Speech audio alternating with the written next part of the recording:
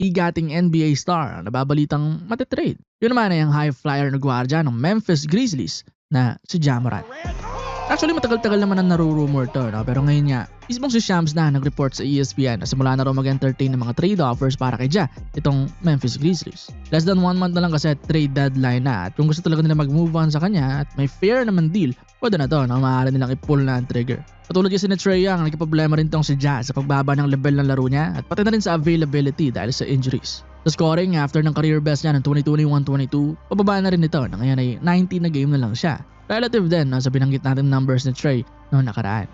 Sa number of games naman, 2023-24 season, siya siyam na games ang nilaro niya. Wala season naman, 50 games lang.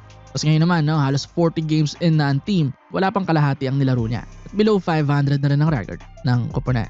Tapos ang laki pa ng contract niya, tanghaba. May 3 years pa siyang natitira, 39 million ngayon, 42 at 45 million naman sa sunod. Kaya hindi mo masisisi yung team kung isiping worth it pa ba, considering yung bagsak ng performance at availability issues din sa team.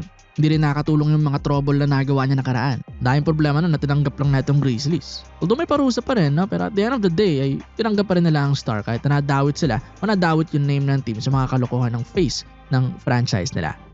Pero ngayon nga na hindi na sila gaano matulungan ito na mas manalo, tapos ang mahal pa ng kontrata, sakit din sa ulo, understandable tong gagawin ng Grizzlies. Ang tanong nga lang ay may kukuha pa ba? May tatanggap pa ba kay Morant? So sa tanong na yan, yes meron. Magaling, high profile pa rin naman na player to and just 26 years old. But ang titignan kasi rito ay worth it ba yung makukuha nila pabalik? Like yan yung kay Trae, parang hindi sulit yung trade. Kahit future picks walang kasama. Biruin mo, ka-trade yan, superstar ngayon na si Luka Doncic ng draft day. Tapos fast forward ngayon na trade lang ng ganon. Kaya we'll see kung may makukuhang good na deal itong Memphis Grizzlies para kay Ja Morant. Ayon sa reports, ang priority nila ay makakuha ng mga young players at mga future picks para sa pag-rebuild ng team. Pagiging malaking tulong din sa flexibility nila yung pag-alis ng malaking kontrata nito ni Ja. Tingnan natin kung paano mangyayari dito. Kung matutuloy bang malipat siya sa susunod na mga linggo o hindi sila aabot sa trade deadline. Ikaw pare ko, isang tingin mo bagay mapunta itong si Ja Morant? Ja on the late game situation.